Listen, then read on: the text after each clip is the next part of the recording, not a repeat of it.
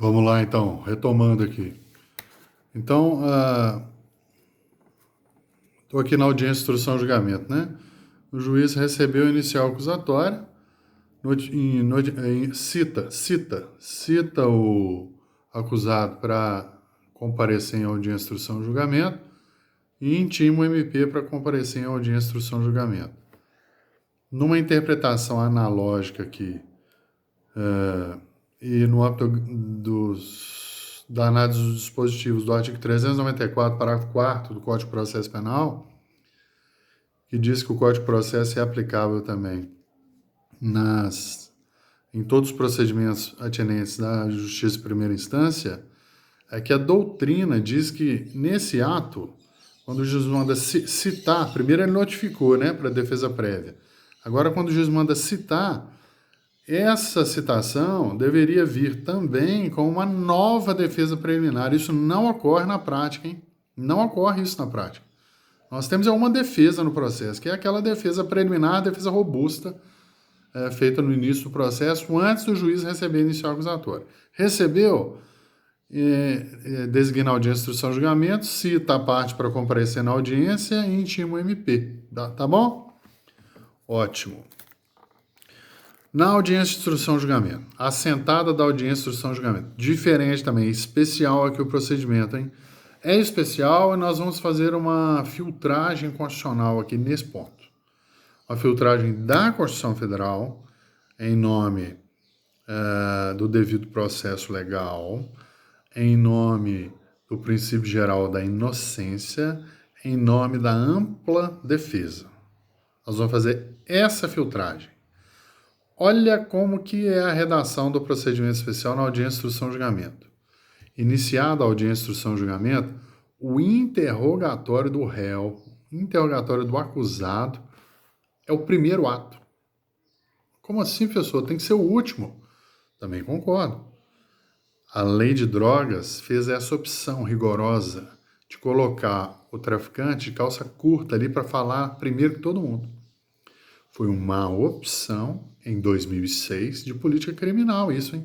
É lógico que o legislador sabia de regras garantistas da Constituição Federal e do Código de Processo Penal, no que foi reformado no artigo 400, em nome dessas garantias. Só que o legislador, toda vez que o tema é tráfico, o legislador é mão de pilão. Mão de pilão, ele é rigorosíssimo, muito rigoroso. Então, não foi erro do legislador, o legislador quis assim. Só que é claro que por uma atividade de excelência dos advogados, né, conseguiram aí, em grau de recurso, anular decisões, anular instruções processuais no TJ ou no STJ, quando o juiz de direito da lei de drogas seguia rigorosamente a lei, interrogando o acusado primeiro e depois seguindo com os demais atos processuais.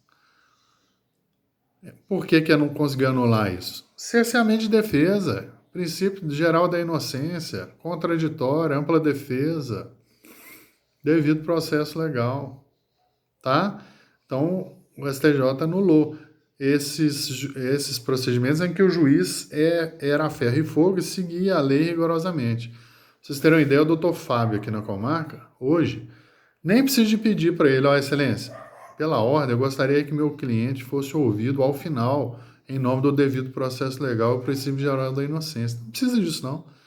Ele já vai começar a audiência nos moldes do artigo 400 do Código de Processo Penal. Qual que é? Ouvindo. Não tem vítima, né? A vítima é a sociedade, tá? Seria a vítima no artigo 400. Não tem vítima. A vítima é a sociedade. Então, ele vai ouvir testemunhas da acusação, testemunhas da defesa, eventuais acareações, eventuais peritos e, por último, interrogar o réu. Certo? Lei de drogas, a redação atual, recém não foi julgado, inconstitucional, nada disso. Há uma aplicação conforme a Constituição. Todos os juízes têm feito isso.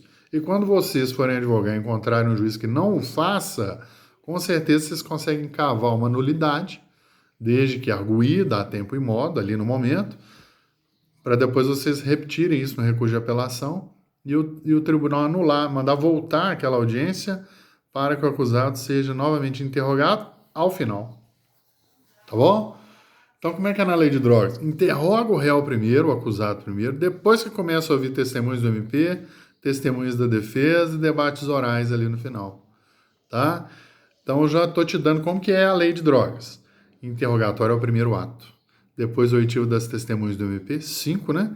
5 testemunhas da defesa.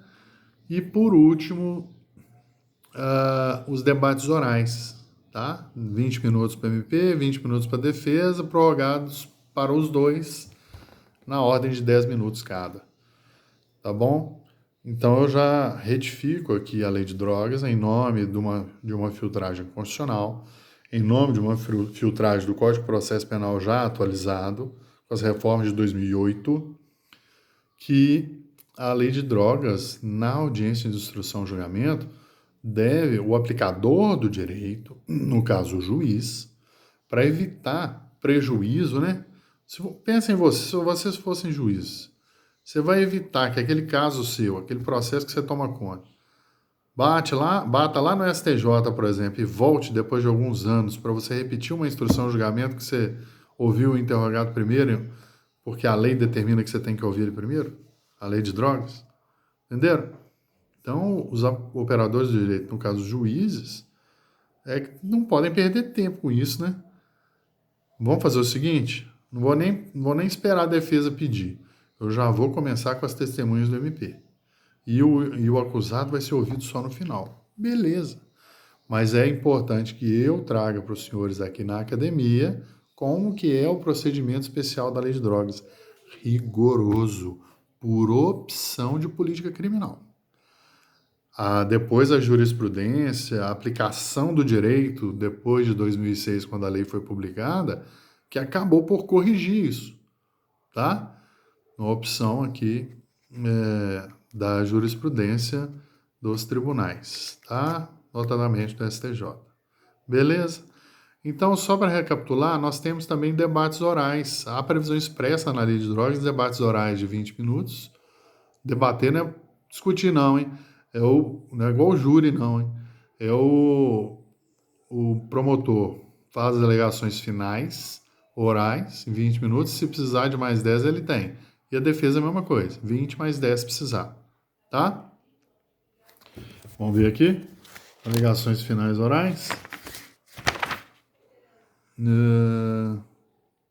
Audiência, isso mesmo, 20 minutos para cada um, prorrogados mais 10 minutos a critério do juiz, tá? Prorrogados por até 10 minutos, por mais 10 minutos a critério do juiz. Senhores, esses debates orais aí na prática não acontecem, não. O juiz de drogas não tem tempo para isso, não. É processo demais na vara. Não tem jeito. E aí?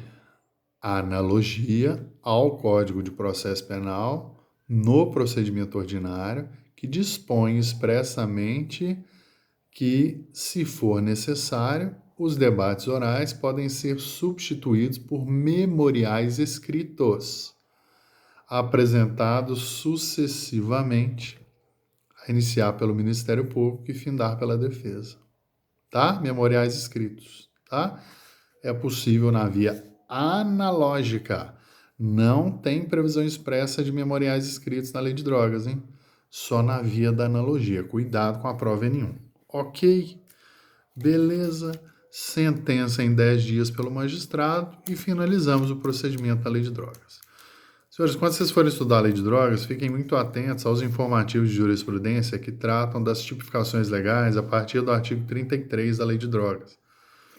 Principalmente na definição do que é crime hediondo, quais são os crimes hediondos relacionados ao tráfico previstos na lei de drogas. Tá? O parágrafo 4º, por exemplo, do artigo 33, o parágrafo 1º, o parágrafo 2º, vamos a eles aqui, ó. O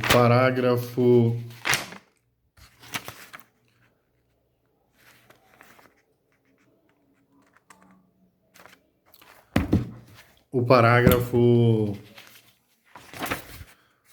segundo do artigo 33, parágrafo 2º do artigo 33, parágrafo 3º e principalmente parágrafo 4º, por exemplo, em que pese serem tipos penais relacionados à lei de drogas, no contexto dos crimes da lei de drogas, eles não são crimes hediondos, Tá? O artigo 34 também, o artigo 34 trata, 34 não, 36, perdão, 36 de financiamento, né? Financiar ou custear a prática de qualquer dos crimes previstos na lei de drogas. Aí tem reclusão de 8 a 20 anos. Isso não é crime hediondo, é crime comum. As progressões estão sujeitas às regras gerais hoje, que eram de 1/6 e agora são de percentuais com a reforma na lei de execução penal. Progride com 1/6. Né? Porque se fosse crime hediondo, progrediria com 2/5 ou 3/5 se reincidente, não é assim? Tá? Então é importante a gente destacar o que é hediondo e o que não é, aqui, quando vocês estudarem com calma. Outra coisa que eu chamo a atenção aqui, vou relacionar com os senhores aqui, olha que curioso, já estudamos procedimento ordinário, procedimento sumário, sumaríssimo, crimes praticados por funcionário público comum, crimes que excedem a alçada do juizado especial criminal no que tange aos crimes contra a honra, exclusivamente crimes contra a honra, temos procedimento especial para isso, né? E agora a lei de drogas. Olha que eu vou relacionar com a lei de drogas o juizado especial criminal, tá? Notadamente, o artigo 89 da Lei 9.099, que trata lá da suspensão condicional do processo. Vocês lembram? Como que define a suspensão condicional do processo mesmo? Todos os crimes cuja pena mínima, for igual ou inferior a 1 ano, cabe suspensão condicional do processo. E nós temos tipos penais aqui da lei de drogas que cabem suspró. Mais um exemplo de que a suspensão condicional do processo não é só para delito de menor potencial ofensivo, porque tem como parâmetro a pena mínima e não a pena máxima. Então eu tenho aqui, na lei de drogas, vou mostrar um crime aqui, por exemplo, que é possível a utilização do instituto do sursi processual do artigo 89, suspensão condicional do processo, num contexto de drogas. Tá? Então olha aqui.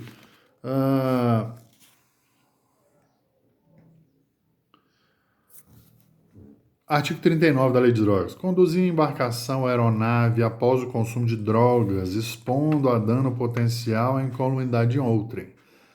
Pena, 6 meses a 3 anos. Está na Lei de Drogas e cabe suspró. Por que cabe suspró? Porque a pena é de 6 meses, suspró é até 1 ano. Pena mínima, não é? Olha lá no tráfico privilegiado aqui também.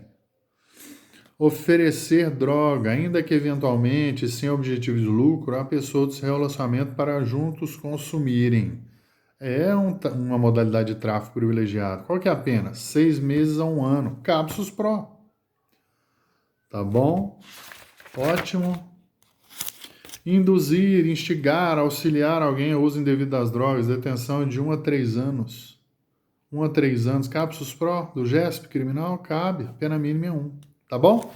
Então vamos encerrar por aqui. Forte abraço e seguiremos provavelmente na próxima aula com o procedimento do júri.